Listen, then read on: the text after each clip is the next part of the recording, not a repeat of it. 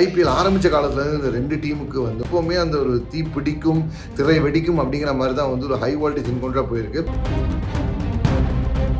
இந்த ரெண்டு டீம் அப்படிப்பட்ட டீம். ஒரு டீம் வந்து 5 ட்ராஃபி அடிச்சா திருப்பி அதையும் நாங்கள் 5 ட்ராஃபி அடிப்போம்னு சொல்லி ஈக்குவலைஸ் பண்ண டீமு. ரீசன்ட் ஹிஸ்ட்ரியில் வந்து சிஎஸ்கே மும்பையை டாமினேட் பண்ண மாதிரி இருக்குது. ஏன்னா கடைசியாக மும்பை இந்தியன்ஸ் சிஎஸ்கே எப்போ ஜெயிச்சாங்கன்னு பார்த்தீங்கன்னா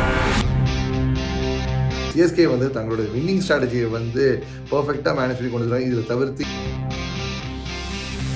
ஸோ சிஎஸ்கேக்கு வந்து இந்த 7 கேமை வந்து ஹோமில் ஜெயிக்கிறது வந்து மிகப்பெரிய ஒரு விஷயமா இருக்குது. ஏன்னா லாஸ்ட் டைமே அவங்க வந்து பிளே ஆஃப் உள்ளே போகல.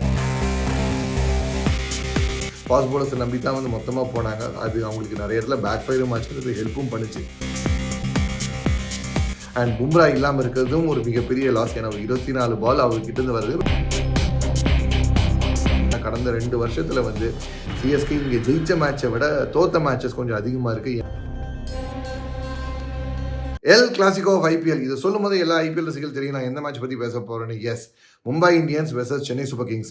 ஐபிஎல் ஆரம்பித்த காலத்துலேருந்து இந்த ரெண்டு டீமுக்கு வந்து உங்களுக்கு கிரவுண்டுக்குள்ளேயும் சரி, கிரவுண்டுக்கு வெளியிலும் சரி, சோஷியல் மீடியாலும் சரி, பிளேயர் மத்தியிலும் சரி, அனலிஸ்ட் மத்தியிலும் சரி, டக் அவுட்லையும் சரி, எப்போவுமே அந்த ஒரு தீ பிடிக்கும் திரை வெடிக்கும் அப்படிங்கிற மாதிரி தான் வந்து ஒரு ஹை வோல்டேஜ் இன்கொண்டா போயிருக்கு. கிட்டத்தட்ட இன்டர்நேஷனல் ஒரு கம்பேரிசன் பண்ணோம்னா இந்தியா பாகிஸ்தான் மோதினா என்ன ஒரு இன்டென்சிட்டி இருக்குமோ, இல்லை இந்தியா ஆஸ்திரேலியா மோதினா என்ன ஒரு இன்டென்சிட்டி இருக்குமோ அதே இன்டென்சிட்டி தான் இந்த 2 மேட்ச் நடக்கும்போது இருக்குது. இந்த 2 டீம் அப்படிப்பட்ட டீம். ஒரு டீம் வந்து 5 ட்ராஃபி அடிச்சா திருப்பி அதையும் நாங்கள் 5 ட்ராஃபி அடிப்போம்னு சொல்லி ஈக்குவலைஸ் பண்ண டீமு. இவங்க 2 பேரும் ஃபைனல் முதல்ல எங்களை ஒரு தடவை நீங்கள் அடிச்சிங்களா, அவங்க 3 தடவை அடித்தோன்னு சொல்லி இந்த மாதிரி ஒரு ரைவல்ரி போயிட்டு இருக்க டீம். பட் இந்த ரைவல்ரி வந்து இப்போ சமீப காலத்தில் எப்படி இருக்குன்னு பார்த்தீங்கன்னா, எப்படி இந்தியா பாகிஸ்தானோட ரீசன்ட் பேட்டர்ன் வந்து கிட்டத்தட்ட இந்தியாவே டாமினேட் பண்ணிட்டு போன மாதிரி ரீசன்ட் ஹிஸ்ட்ரியில் வந்து சிஎஸ்கே மும்பையை டாமினேட் பண்ண மாதிரி இருக்குது. ஏன்னா கடைசியாக மும்பை இந்தியன்ஸ் சிஎஸ்கே எப்போ ஜெயிச்சாங்கன்னு பார்த்தீங்கன்னா 2022 தான் ஜெயிச்சிருக்காங்க. அதுக்கப்புறம் மும்பை இந்தியன்ஸ் சிஎஸ்கேவை ஜெயிக்கவே இல்லை. மீன்வைல் வந்து இப்போ மும்பை இந்தியன்ஸ்க்கு வந்து ஆன் ஃபீல்ட் ஆஃப் ஃபீல்ட் நிறைய கான்ட்ரவர்சிஸ் போன சீசன் ஓடி இருந்துச்சு. பும்ராவோட இன்ஜுரி கன்சர்ன் இருந்துச்சு, ஜோஃப்ராச்சர் உள்ளே வராமல் இருந்துச்சு. இந்த மாதிரி ஏகப்பட்ட அந்த டீமை சுற்றியே நிறைய வந்து அங்கொன்னும் இங்கொன்னுமா நிறைய அந்த ஒரு பேச்செல்லாம் நிறைய போயிட்டு வந்துட்டு இருந்துச்சு. பட் இருந்தாலும் வந்து இந்த சீசன் வந்து 2 டீமே வந்து ஃப்ரெஷ்ஷாக ஆரம்பிக்கிறாங்க. ஒரு மெகா ஆக்ஷனுக்கு அப்புறம் ஃபுல்லாக ஆரம்பிக்கிறாங்க. 2 டீம் எப்படி பேலன்ஸ் இருக்காங்க, இந்த சேப்பால் நடக்கிற கிளாஷ் எப்படி போகுதுன்னு கேட்டிங்கன்னா, என்ன பொறுத்த வரைக்கும் இது வந்து அட்வான்டேஜ் சிஎஸ்கே அப்படி தான் சொல்லுவேன். கிட்டத்தட்ட ஒரு பர்சன்டேஜ் வைஸில் சொல்லணும்னா இது ஒரு 55% ஃபார் சிஎஸ்கே, 45 ஃபார் மும்பைன்னு சொல்லுவேன். என்ன காரணம்னா சிஎஸ்கே தங்களுடைய தொன்று தொட்டு ஃபேமஸான ஃபார்முலாவான ஸ்பின் டு வின் அப்படிங்கிற மாதிரி இதை ஒரு கான்செப்ட்லாம் திருப்பி போகிறாங்க. நூர் அஹமதுக்கு வந்து ஆல் அவுட்டாக போய் பர்ச்சேஸ் பண்ணதாக இருக்கட்டும், இல்லை ரவிச்சந்திரன் அஸ்வினை திருப்பி இங்கே ஹோம் கமிங் கூட்டு வந்ததாக இருக்கட்டும், ரவீந்திர ஜடேஜா உள்ள வைத்ததாக இருக்கட்டும், ரச்சின் ரவீந்திரா திருப்பி எடுத்ததாக இருக்கட்டும், கூட உங்களுக்கு வந்து ஸ்பின்னுக்கு அசிஸ்ட் பண்ணுற தீபக் கூடாவை வந்து எடுத்ததாக இருக்கட்டும் சொல்லி சிஎஸ்கே வந்து தங்களோட வின்னிங் ஸ்ட்ராட்டஜியை வந்து பர்ஃபெக்டாக மேனேஜ் பண்ணி கொண்டு வராங்க. இதில் தவிர்த்து இம்பாக்ட் பிளேயராக ஸ்ரேயாஸ் கோபாலை கூட ஒரு திருப்பி உள்ளே கொண்டு வர வாய்ப்பு கூட இருக்குது. ஏன்னா அவரும் ஒரு ஸ்பின்னர் தான். ஸோ சிஎஸ்கேக்கு வந்து இந்த 7 கேமை வந்து ஹோமில் ஜெயிக்கிறது வந்து மிகப்பெரிய ஒரு விஷயமா இருக்குது. ஏன்னா லாஸ்ட் டைமே அவங்க வந்து பிளே ஆஃப் உள்ளே போகல. ஒரு டைட்டில் டிஃபெண்ட் பண்ண வேண்டிய அந்த சீசனில் வந்து அவங்க விட்டுட்டு போனது வந்து விடவே மாட்டாங்க. சிஎஸ்கே எப்போவுமே வந்து ஒரு பிளே ஆஃப் விட்டாங்கன்னா அடுத்த வருஷம் கண்டிப்பாக பிளே ஆஃப்குள்ளே போக வேண்டிய டீம். ஸோ அதுக்காகவே இந்த ஹோமில் வந்து பர்ஃபெக்டாக ஒரு டீமை ஸ்கெச் பண்ணி எடுத்துருக்காங்க. ஸோ சேப்பாக்கில் கண்டிஷன் சிஎஸ்கேக்கு நல்லாவே தெரியும். அதுக்கு ஏற்ற மாதிரி ஸ்பின்னர்ஸையும் இல்லை வகையாக லைன் பண்ணி வச்சிருக்கிறாங்க. இந்த ஸ்பின்னர்ஸ் அட்டாக்கே வச்சு வந்து போகணும்னு சொல்லி புது கேப்டன் ருத்துராஜ் கைக்வாடுக்கு வந்து தோனியோட கைன்ஸ் கொடுத்துருவோம். ஏன்னா போன வருஷம் ருத்து வந்து ரொம்ப வந்து ஃபாஸ்ட் பவுலர்ஸை நம்பினார்.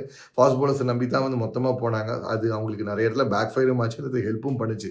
பட் இந்த வருஷம் அப்படி இருக்காது.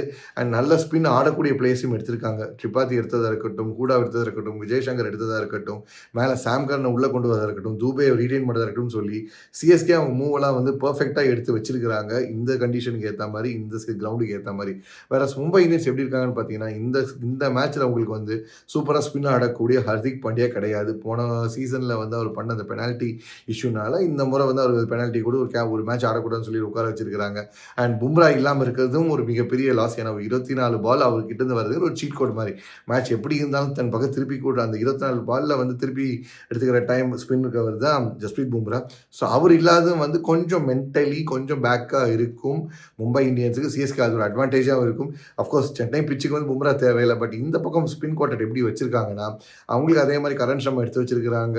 தென் மிச்சல் சாண்டர் சிஎஸ்கேவோட ஒரு பட்டறையிலே பட்டை தீட்டப்பட்டு இப்போ இப்போ நியூசிலாண்டோட கேப்டனா ரிவ்யூ போட்டு சாம்பியன்ஸ் ட்ராஃபி ஃபைனல்ஸ் லீட் பண்ண அந்த மிச்சல் சாண்டர் வந்து உள்ளே கொண்டு வந்து இறக்கியிருக்காங்க. ஸோ மிச்சல் சாண்டர் நல்லாவே nuances தெரிஞ்சவர், கிரவுண்ட் கண்டிஷனும் தெரிஞ்சவர், and also fellow kiwi.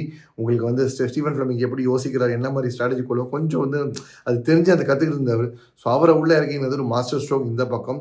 And கூடவே உங்களுக்கு வந்து இதே சிஎஸ்கேலான கரண் சர்மாவும் எடுத்திருக்கிறாங்க. இது தவிர்த்து விக்னேஷ் புத்தூர் அப்படிங்கிற அந்த ஒரு சர்ப்ரைஸ் பேக்கேஜையும் வந்து உள்ளே வச்சிருக்கிறாங்க.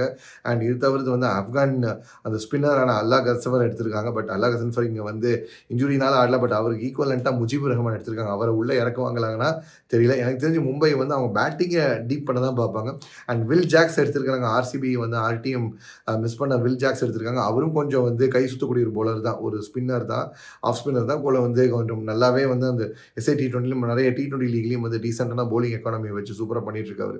ஸோ அவரையும் எடுத்து வச்சுருக்காங்க. ஸோ மும்பை அவங்களோட பேட்டிங் நம்பி போகிறாங்க, சென்னை அவங்களோட ஸ்பின் குவார்ட்டரை நம்பி தான் போகிறாங்கன்னு தெரியுது. ஸோ ஸ்பின் வெர்சஸ் அந்த எக்ஸ்ப்ளோசிவ் பேட்டிங் இது எல்லாமே வந்து பிச் கண்டிஷன் பொறுத்து தான் இருக்குது. இந்த பிச் கண்டிஷன் எப்படி இருக்குன்னா, கடந்த 2 வருஷத்தில் வந்து சிஎஸ்கே இங்கே ஜெயிச்ச மேட்சை விட தோத்த மேட்சஸ் கொஞ்சம் அதிகமாக இருக்குது. என்ன காரணம்னா 200 டார்கெட் இங்கே சென்னையில் அடிச்சிட்டிங்கன்னா அது கன்ஃபார்ம் எந்த டீமும் ஜெயிக்க மாட்டாங்க அப்படின்னு சொல்லி தான் இருந்தோம். ஆனால் போன வருஷம் 200 வந்து பிரேக் பண்ணி காமிச்சிருந்தாரு நம்ம மார்க்கஸ் ஸ்டாய்னிஸ் ஒரு இன்னிங்ஸ் ஆடி. அண்ட் ப்ளஸ் வந்து உங்களுக்கு வந்து இதில் இது 150 160 எடுத்தாலே போதும்பா இருந்தபோது 180 வந்து அழகாக வந்து சேஸ் பண்ணி எடுத்துகிட்டு போயிருக்காங்க. இந்த கிரவுண்ட்லேயே பஞ்சாப் கிங்ஸே வந்து எடுத்துகிட்டு போயிருக்காங்க.